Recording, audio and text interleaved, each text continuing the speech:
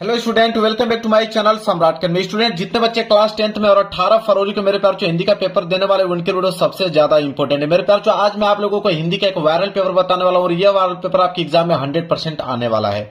Code आप note कर सकते हो, कोड है 801 HG कोड है मेरे प्यार और यह पेपर 70 नंबर है और आज मैं आप लोगों को 70 में 70 बिल्कुल आप लोगों को क्लियर करा दूंगा। सबसे पहला जो काम करना है उसमें थोड़ा सा भी गलती नहीं करना है, वह आप लोगों का अनुक्रमांक और नीचे अपना नाम सही से एडमिट कार्ड से देकर लिख लीजिएगा।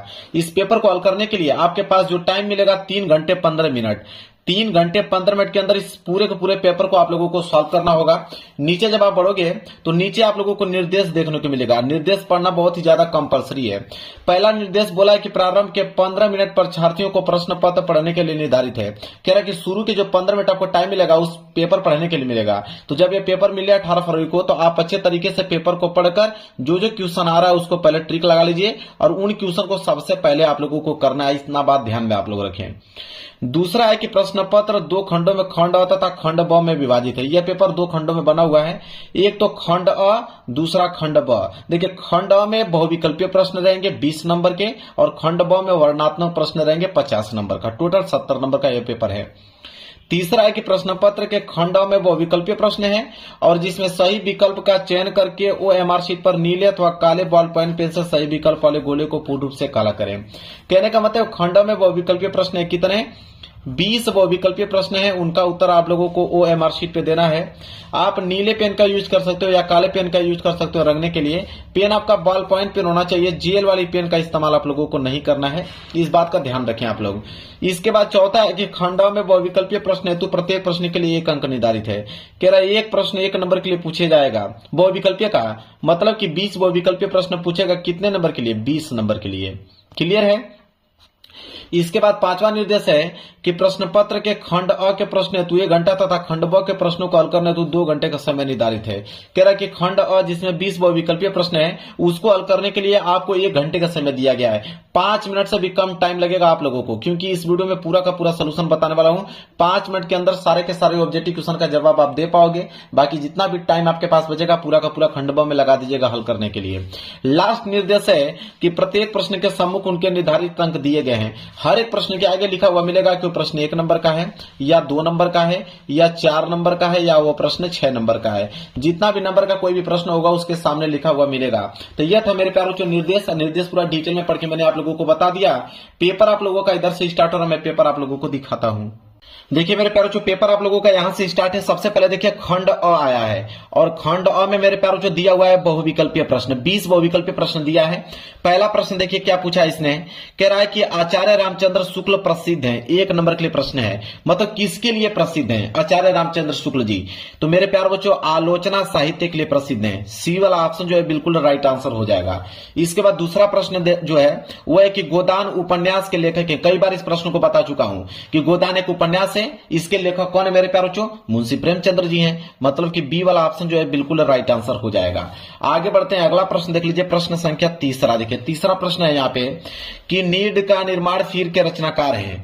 मतलब कि नीड का निर्माण फिर एक रचना है और उस रचना के रचनाकार कौन है यह बताना है। तो उनके रचनाकार हैं हरिवंश राय बच्चन जी। ये वाला ऑप्शन जो है बिल्कुल करेक्ट आंसर हो जाएगा। अगला है, थोड़ा सा मैं जूम कर देता हूं, थोड़ा सा बड़ा दिखने में लगे आपको। हाँ, चौथा प्रश्न देख लीजिए। कह रहा है कि झूठा सच उपन्यास के लेखक हैं। 1 नंबर के लिए प्रश्न है। कहने का मतलब कि झूठा सच एक उपन्यास है और उस उपन्यास के लेखक कौन मेरे प्यारे बच्चों? उनके उपन्यास के लेखक हैं यशपाल जी। ये वाला ऑप्शन जो है बिल्कुल करेक्ट आंसर हो जाएगा।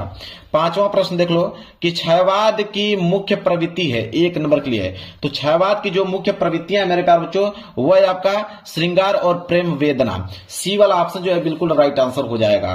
क्वेश्चन नंबर 6 है कि कलम का सिपाही जीवनी है। 1 नंबर के लिए प्रश्न है, कलम का सिपाही एक जीवनी है, किनकी जीवनी है यह बताना है।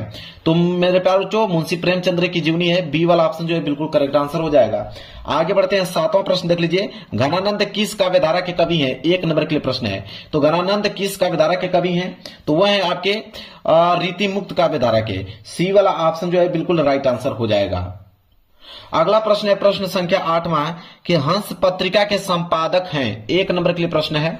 तो हंस पत्रिका के जो संपादक है मेरे प्यारे बच्चों वह है आपके प्रेमचंद्र जी। बी वाला ऑप्शन जो है बिल्कुल राइट आंसर हो जाएगा।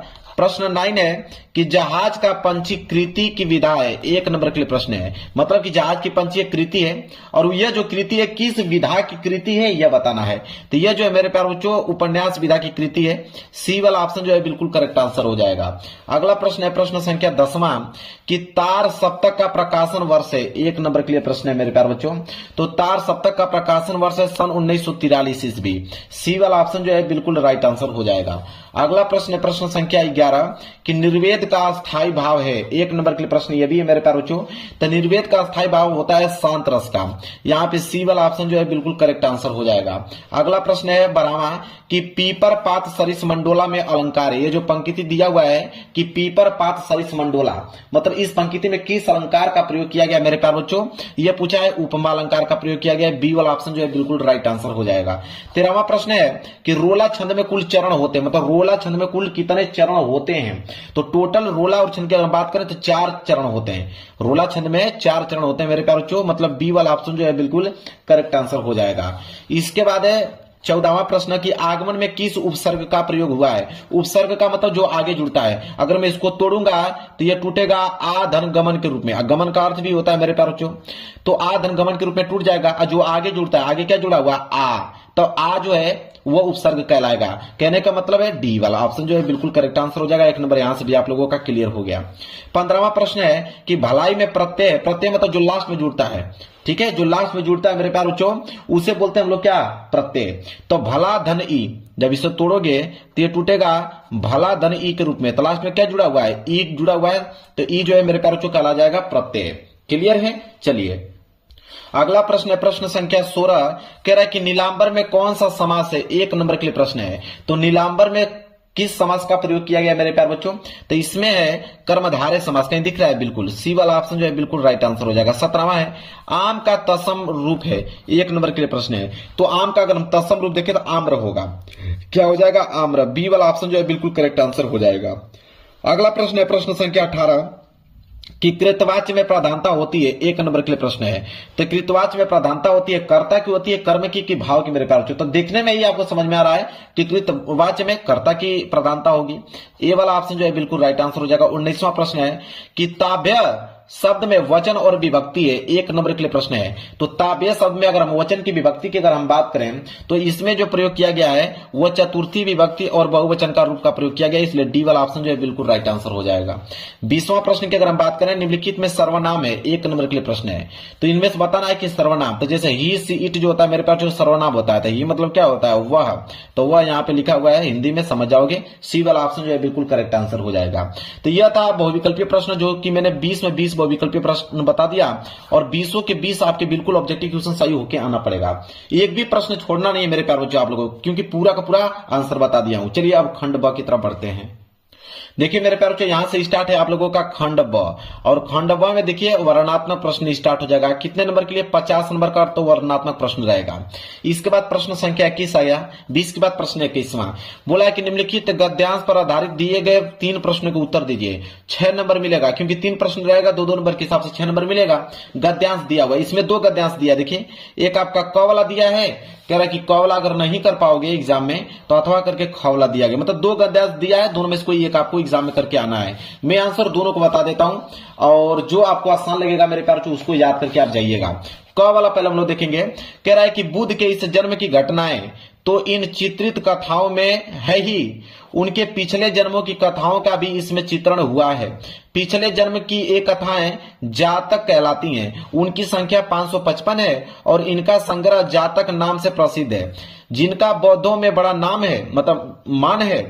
इन्हीं जातक कथाओं में अनेक अजंता के चित्रों में विस्तार के साथ लिख दी गई है। इन पिछले जन्मों में बुद्ध ने गज, कपि, मृग आदि के रूप में विविध योनियों में जन्म लिया था और संसार के कल्याण के लिए दया और त्याग का आदर्श स्थापित करते हुए बलिदान हो गए थे। मेरे प्यार को यह गद्यांश है और इस गद्यांश के नीचे 3 प्रश्न है टोटल, 2-2 नंबर के हिसाब से मिलेगा।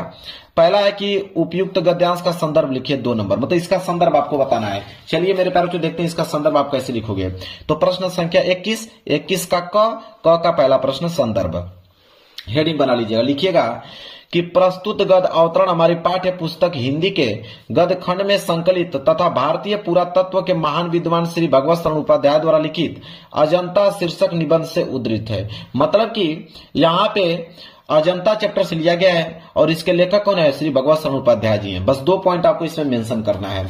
इसके बाद देखिए दूसरा प्रश्न कि गद्यांश के रेखांकित अंश की व्याख्या कीजिए। 2 नंबर इसमें मिलेगा। जहां तक अंडरलाइन किया गया था, मतलब अंडरलाइन यहां से लेकर यहां तक किया गया है कि इन पिछले जन्मों में बुद्ध ने गज, कपि, मृग आदि के रूप में विविध योनियों में जन्म लिया था और संसार के कल्याण के लिए दया और त्याग का आदर्श स्थापित करते हुए बलिदान हो गए थे। इसका हमें व्याख्या बताना है। तो देखिए व्याख्या कैसे लिखोगे, ये दूसरा प्रश्न है। रेखांकित अंश की व्याख्या, ये हेडिंग हो जाएगी। लिखिएगा कि प्रस्तुत गद्यांश में लेखक ने अजंता की गुफाओं में चित्रित चित्रों का वर्णन किया है। बुद्ध ने अनेक योनियों में जन्म लिया।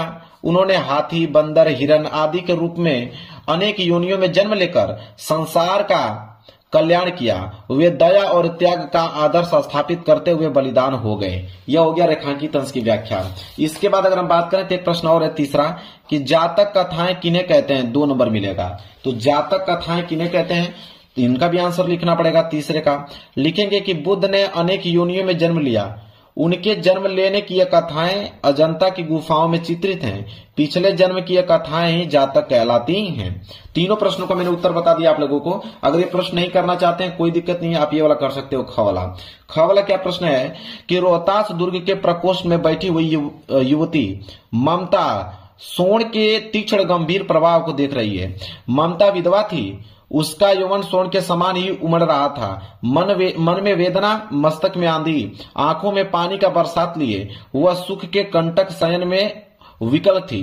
वह रोहतास दुर्गपति के मंत्री चूड़ामणि की अकेली दुहिता थी।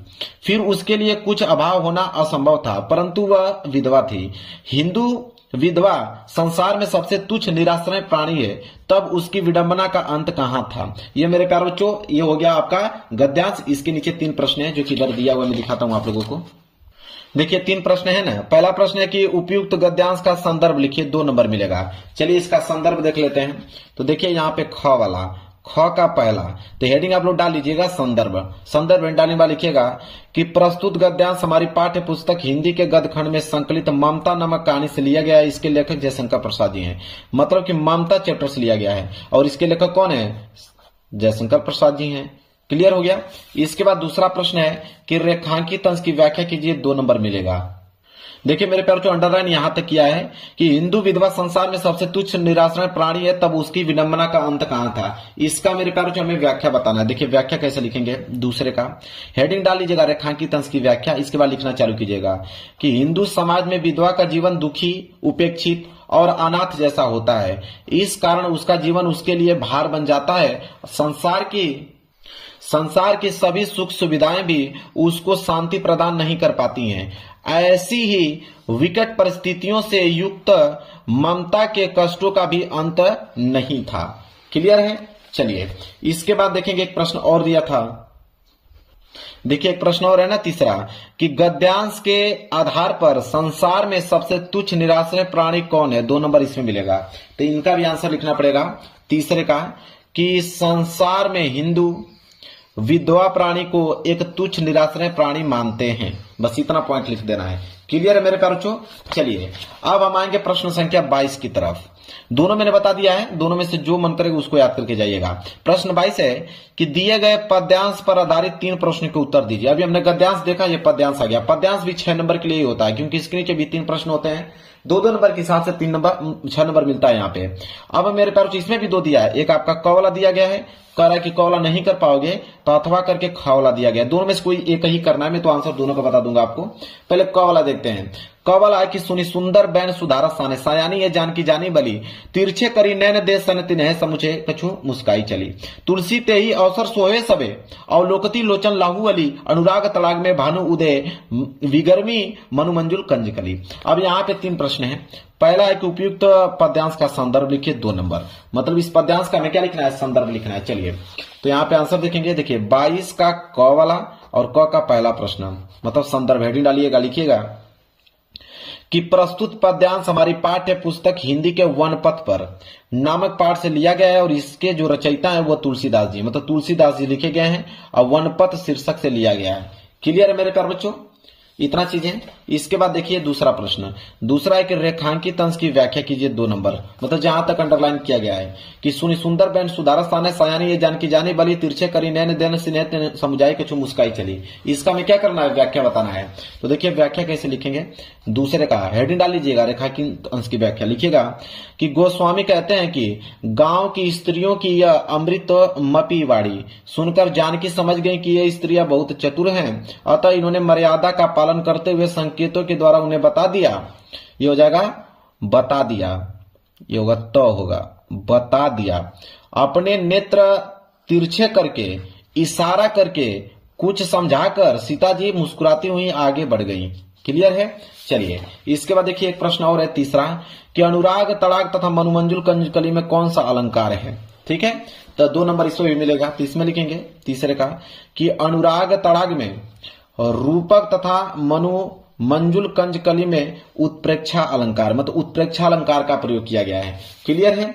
चलिए अगर ये नहीं करना चाहते हैं तो देखिए यहाँ पे दिया हुआ है कि सच्चा प्रेम वही है जिसकी तृप्ति आत्मबलि पर हो निर्भर, त्याग बिना निष्प्राण प्रेम है करो प्रेम पर प्राण निछावर, देश प्रेम व पुण्य क्षेत्र है अमल असीम त्याग से विलसित, आत्मा के विकास से जिसमें मनुष्यता होती है विकसित। अब देखिए इसके नीचे भी 3 प्रश्न है। पहला है कि उपयुक्त पद्यांश के शीर्षक एवं कवि का नाम लिखिए, 2 नंबर मिलेगा। चलिए देख लेते हैं इसका आंसर। देखिए अथवा करके यहाँ पे ख वाला है, ख का पहला यहाँ पे संदर्भ हेडिंग डाल लीजिएगा, लिखिएगा कि प्रस्तुत पद हमारी पाठ्य पुस्तक के हिंदी काव्य खंड में संकलित स्वदेश प्रेम शीर्षक से उद्धृत है और इसके रचयिता श्री राम नरेश त्रिपाठी जी हैं और यह कविता उनके काव्य संग्रह स्वप्न से ली गई है। यह हो गया मेरे प्यारे बच्चों संदर्भ। इसके बाद रेखांकित अंश की व्याख्या कीजिए, 2 नंबर मिलेगा। जहां तक अंडरलाइन किया गया था, अंडरलाइन कहां तक किया है कि त्याग बिना निष्प्राण प्रेम है करो प्रेम पर प्राण निछावर, देश प्रेम व पुण्य क्षेत्र है अमल असीम त्याग से विलसित। इसका हमें व्याख्या करना है।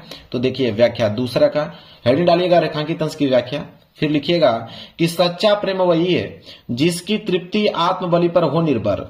इस पंक्ति में कवि ने सच्चे प्रेम की परिभाषा दी है।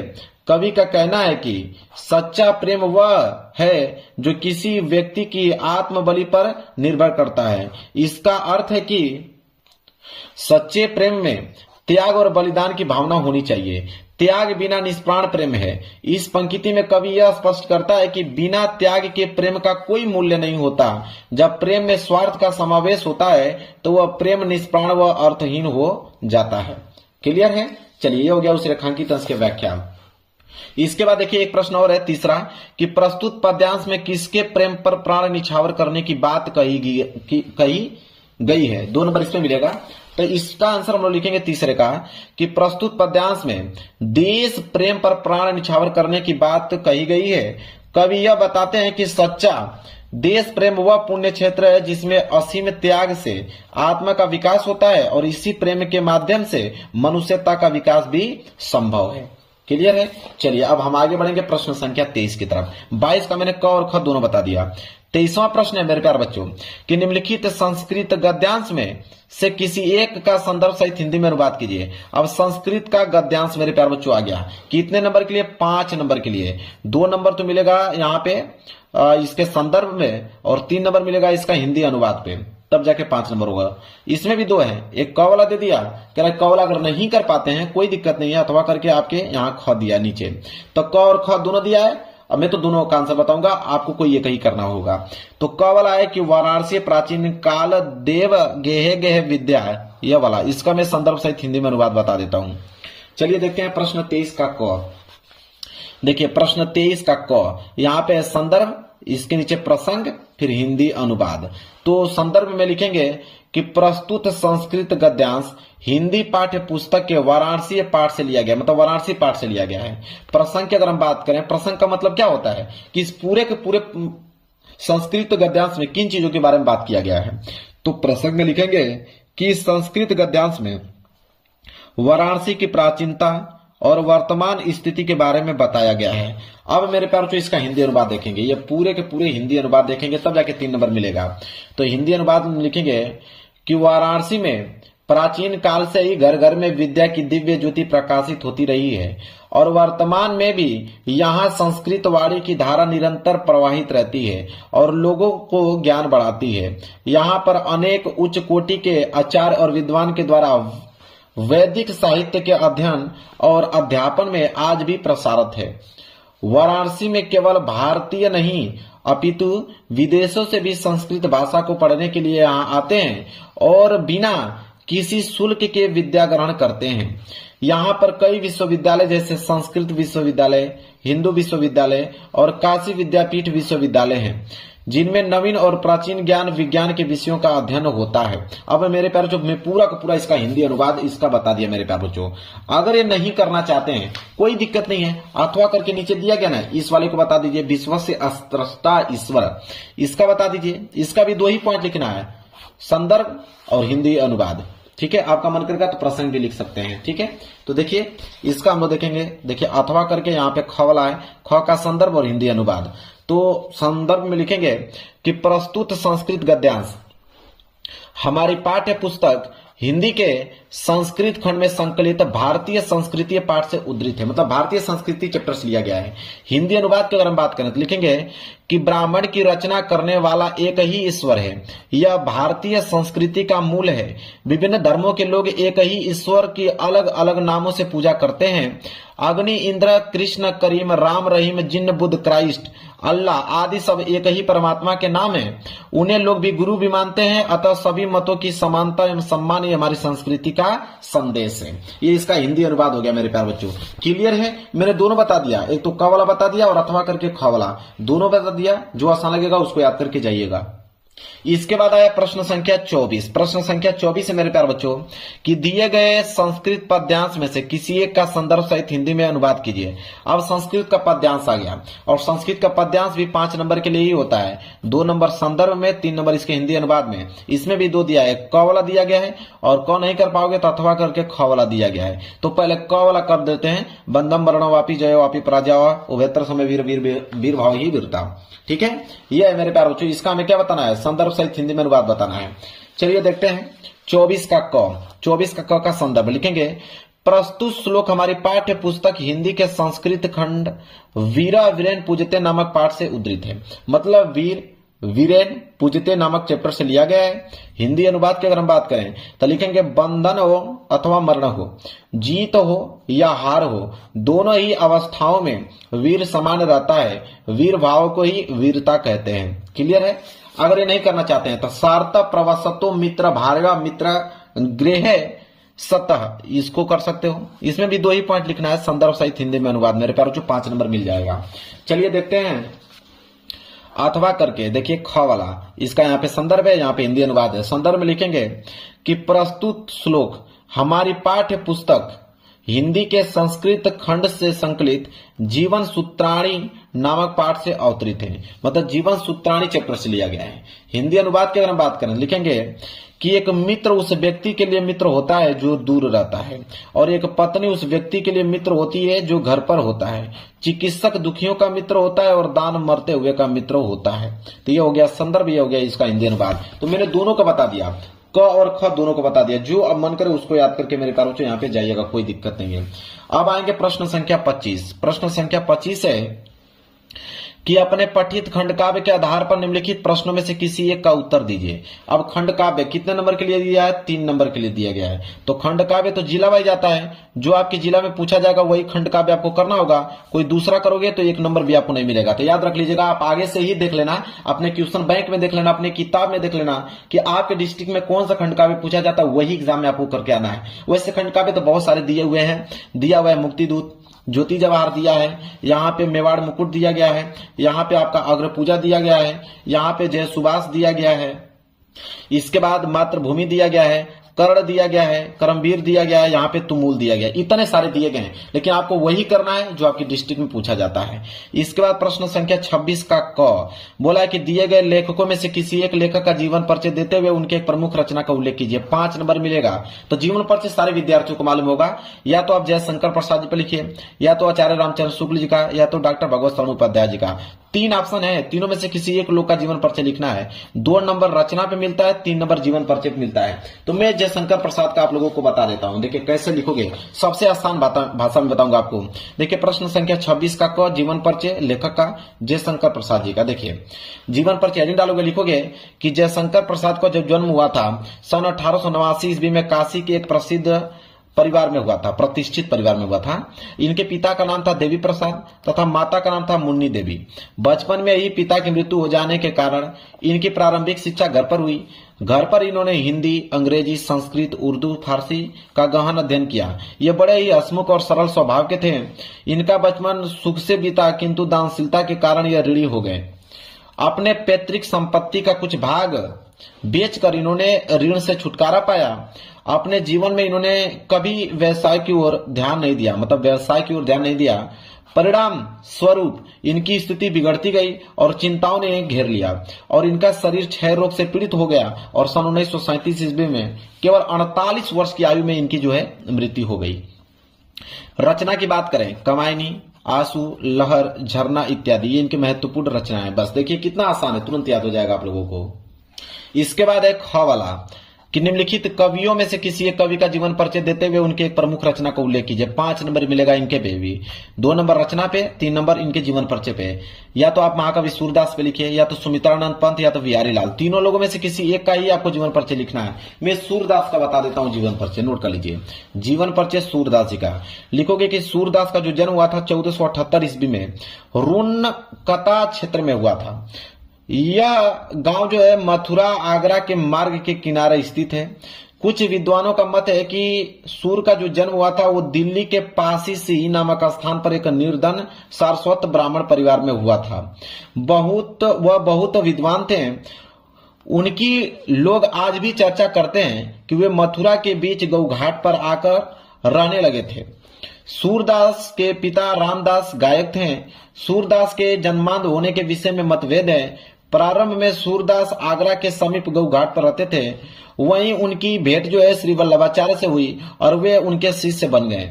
वल्लभाचार्य ने उनको पुष्टि मार्ग में दीक्षित करके श्री कृष्ण लीला के पद गाने का आदेश दिया। सूरदास जी की मृत्यु जो हुआ था वो गोवर्धन के निकट पारसौली ग्राम में 1584 ईस्वी में हुआ था। सूरदास जी निम्नलिखित ग्रंथ लिखे थे, जैसे सूरसागर, यहाँ पे सूर सरावली, साहित्य लहरी। बस 3 आपको पॉइंट लिख देना है, ये सब कुछ लिखने की जरूरत नहीं है। बस आप लिखिएगा सूरसागर, सूर सरावली, साहित्य लहरी, बस 3 लिख दीजिएगा, काम आपका बन जाएगा। इसके बाद आएगा प्रश्न संख्या 27 कि अपने पाठ्य पुस्तक में से कंठस्थ कोई एक श्लोक लिखे जो इस प्रश्न पत्र में न आया हो। कोई श्लोक लिखना है जो इस पेपर में न आया हो, 2 नंबर मिलेगा। तो चलिए मैं श्लोक आप लोगों को यहाँ पे बता देता हूँ। चलिए मैं बोल देता हूँ, आप नोट कर लीजिए। सर्वे भवन्तु सुखिनम, सर्वे सन्तु निराम्या, सर्वे भद्राणु पश्यन्तु मां कश्चित् दुख भाग भवेत्। ठीक है। और यह वाला जो मैं लिखा हूं मेरे प्यारे बच्चों कि बंधम मरणो वापी जयो वापी प्रजा अभ्यत्र समो वीर वीर भाव ही वीरता, यह इस पोयम है जो कि इस पेपर में आया था, इसलिए मैं इसको नहीं बताऊंगा, क्योंकि यह लिख के आओगे नंबर नहीं मिलेगा, क्योंकि उसने बोला है कि जो इस पेपर में ना आया हो कोई दूसरा लिखने के लिए मेरे प्यारे बच्चों बोला है यहाँ पे। तो आप ये लिख सकते हो, सर्वे भवन्ति सुखिनम, सर्वे सन्तु निराम्या, सर्वे भद्राणु पश्यन्तु मां कश्चित् दुख भाग भवेत्। ठीक है। चलिए आगे बढ़ते हैं। प्रश्न 27 यहाँ पे कंप्लीट हो गया। इसके बाद प्रश्न 28 कि निम्नलिखित में से किन्हीं 2 प्रश्न के उत्तर संस्कृत में दीजिए। 2 नंबर मिलेगा। तो 1, 2, 3, 4 आपके पास ऑप्शन 4 है। इन चारों में से किन्हीं 2 ही प्रश्नों का उत्तर देना है। तो मैं एक दूसरे का बता देता हूं कि चंद्रशेखर स्वग्रीम किम अवदत। ठीक है, एक दूसरे का बता देता हूं, एक चौथे का बता देता हूं कि वाराणसी केसा संगम मछली अस्थि वाला। तो देखिए ये हो गया दूसरे का आंसर, देखिए दूसरा, और ये हो गया चौथे का आंसर। तो मैंने 2 प्रश्नों का उत्तर बता दिया, 2 ही प्रश्नों का काम है। इसके बाद मेरे प्यारे प्रश्न संख्या 29 कि निम्नलिखित विषयों में से किसी एक विषय पर निबंध लिखिए। 7 नंबर का निबंध आएगा। यहाँ पे 5 ऑप्शन है। पर्यावरण संरक्षण के उपाय, साहित्य और समाज, मेरी प्रिय पुस्तक, नारी शक्तिकरण, मेरी अविस्मरणीय यात्रा। 5 आपके पॉइंट्स दिया हुआ है और 5 में से किसी एक विषय पे आपको निबंध लिखना है। अब मैं आपको होमवर्क देता हूं। अब यह होमवर्क में पांचों के पांचों निबंध लिख के याद कर लीजिए मेरे प्यारे बच्चों। किताब से मत याद कीजिएगा, किताब में बहुत बड़ा आपका निबंध दिया हुआ है, काफी डिफिकल्ट वर्ड में दिया है, तो आपको यूट्यूब पे सर्च कर लेना है, पांचों को अलग अलग सर्च कर लीजिएगा, जो आसान भाषा में लिखा होगा उसको नोट करके याद कर लीजिएगा। ये मैं होमवर्क आप लोगों को देता हूं। इसके बाद है प्रश्न 30वां, लास्ट है, इस पेपर का लास्ट प्रश्न है मेरे प्यारे बच्चों। क्या है कि अपनी विशेष रुचियों का उल्लेख करते हुए अपने मित्र को एक पत्र लिखिए। ठीक है, 4 नंबर आपको मिलेंगे। अगर ये प्रश्न नहीं करना चाहते हो तो अथवा करके है कि रेलवे के महाप्रबंधक को एक शिकायती पत्र लिखिए जिसमें टिकट निरीक्षक के द्वारा किए गए अभद्र व्यवहार का उल्लेख हो। तो मैं ये वाला बता देता हूं, ऊपर वाला, कि अपनी विशेष रुचियों का उल्लेख करते हुए अपने मित्र को एक पत्र आप कैसे लिखोगे। चलिए देखिए कैसे लिखेंगे पत्र। सबसे पहला जो काम आपको करना है मेरे प्यारे बच्चों, वो लिखना है यहाँ पे कि अपनी विशेष रुचि का उल्लेख करते हुए मित्र को पत्र। ठीक है, ताकि एग्जामिनर समझ पाए कि आप किस पे पत्र लिख रहे हो। इसके बाद राजेश श्रीवास गोविंदपुरा भोपाल, ये सब देखते हुए आपको समझ में आ रहा होगा कि ये तो एड्रेस है, ये तो क्या है, एड्रेस है। इसके बाद यहाँ पे दिनांक मतलब डेट, इसके बाद प्रिय मित्र, यहाँ पे नमस्कार, फिर कामा लगाओगे, फिर इसके बाद पूरी की पूरी अपनी कहानी लिखोगे कि आज बहुत दिनों बाद मैं तुमको पत्र लिख रहा हूं और तुमको पत्र लिखते हुए मुझे काफी आनंद आ रहा है। कैसे हो मित्र, आशा करता हूं अच्छे ही होगे और सब कुछ कुशल मंगल होगा। यहाँ भी सब कुछ कुशल मंगल है। वैसे मेरे पिताजी कहते हैं कि पढ़ाई करेगा तो बड़ा आदमी बनेगा, परंतु मेरी रुचि तो खेलकूद में अधिक है और मैं चाहता हूं कि मैं आगे जाकर एक बड़ा क्रिकेटर बनूं और अपने देश का नाम ऊंचा करूं। मैं धोनी की तरह एक बहुत अच्छा क्रिकेटर बनना चाहता हूं। मुझे क्रिकेट खेलना बहुत पसंद है। मैं चाहता हूं कि मेरे घर वाले मेरा साथ दें और मुझे एक अच्छा क्रिकेटर बनने में मेरी सहायता करें। इसके बाद है कि मुझे पता है कि तुम्हें भी क्रिकेट खेलना बहुत पसंद है, परंतु तुम एक इंजीनियर बनना चाहते हो।